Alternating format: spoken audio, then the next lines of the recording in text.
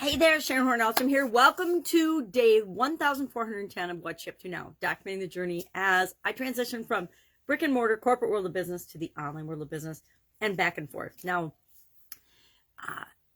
today we talked about in our annual challenge mutual dislikes, so things that you and your friends have in common that you all dislike.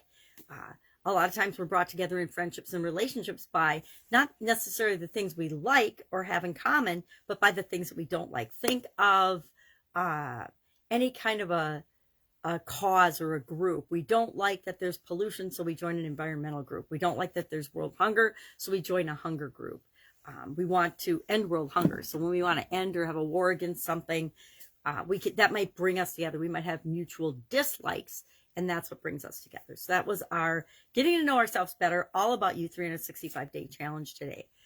Our Get Up and Go challenge today was about flipping the switch, using a tool called Flip Switch, which is as simple as flipping a switch. Learned it from Lynn Grabhorn, her book, Your Life is, no, I think that's Louise Hay's book.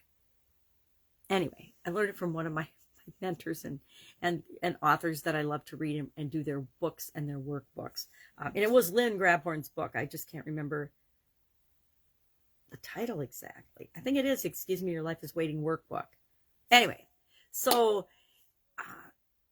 in that, she's got a tool that she calls the flip switch. So when you're dealing with something and you know it's not the right thing for you, you can change it by looking at the opposite of that. So you can take the things that if you say, I don't know what I want, you can ask yourself, well, what don't I want? You list out the things you don't want. You take the opposite of that. You flip the switch, and those are the list of the things that you do want. Now, we take lists of negative things. We use this with affirmations and things. If we're saying and describing things in a negative way, we flip that around and we take the opposite of it. If we say, I want to lose weight. We don't say we want to lose weight because our brain is like, it doesn't want to lose weight. So it always wants to hold on to weight. We say, I want perfect health. So instead of losing weight, we're creating perfect health in our life, things like that.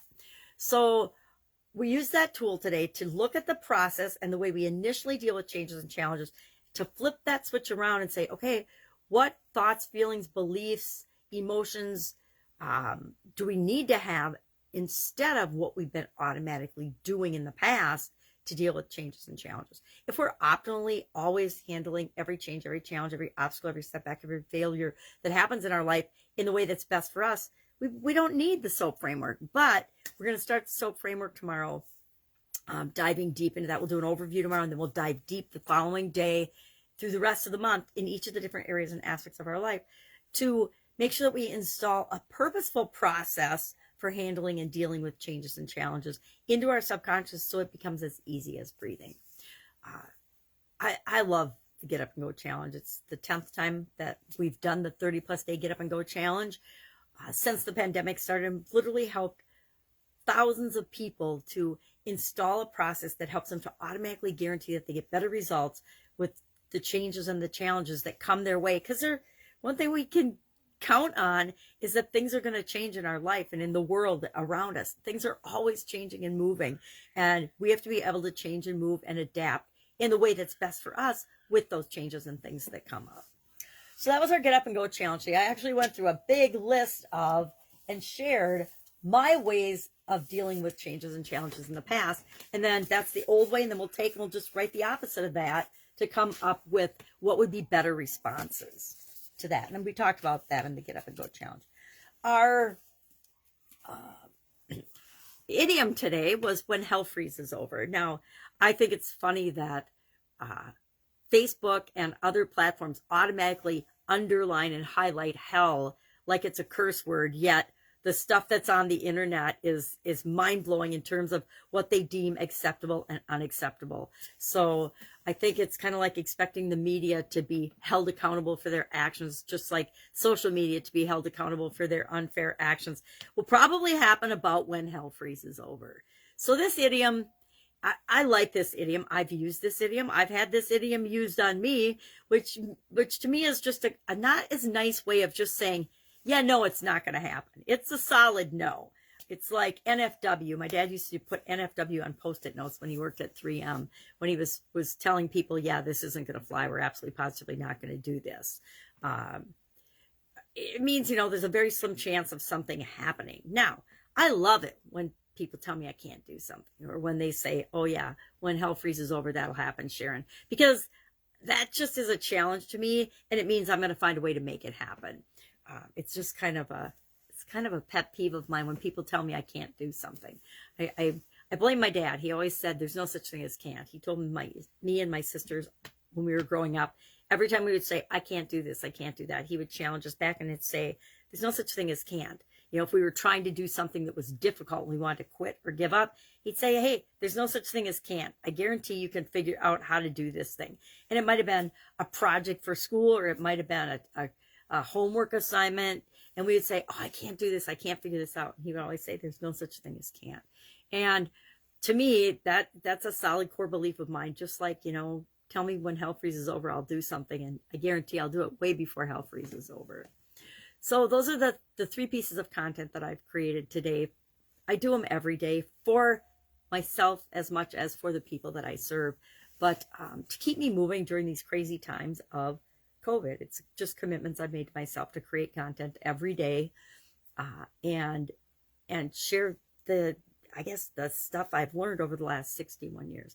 Now, started on an endeavor yesterday. I'm trying to decide if we're going to share it or not. I'm working with it's a brand new business startup, a new business. And I'm walking the person through start to finish every single detailed little bitty step of how to do that, because they don't know how to do the details. The person's a big picture thinker, and they have all these grandiose big plans of what they want to do.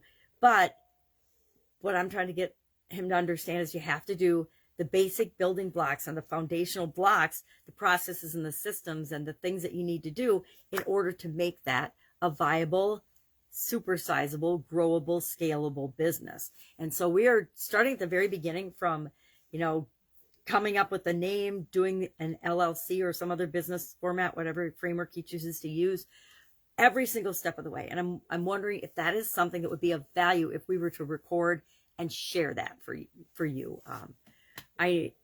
He's doing a real estate type business, so that may or may not be of interest to you. I've got a lot of real estate experience, so it's an easy one for me to help him build the foundation and the framework and start up. But it's really the same simple process. We always just overcomplicate everything for any type of business that we want to start out.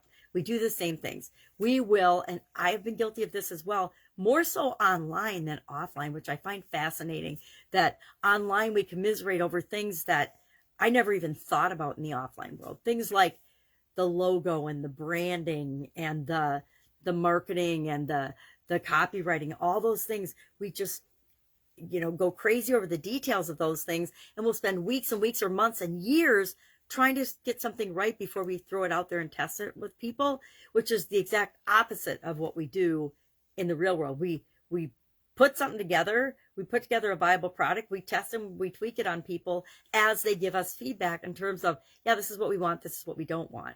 It's very different. And so even though it's very different, it shouldn't be. It should be much, much easier to do these things online. We just pick an idea, go with it, and then boom, as things change and morph, we'll know what changes to make. So if that would be something of value, hit me up and let me know, and we will record it and share it, or we'll do it live. We could do it live too. A lot of it's boring and tedious. Well, you wait for technical difficulties and things, but I think it's valuable to share and show that as well, because guess what?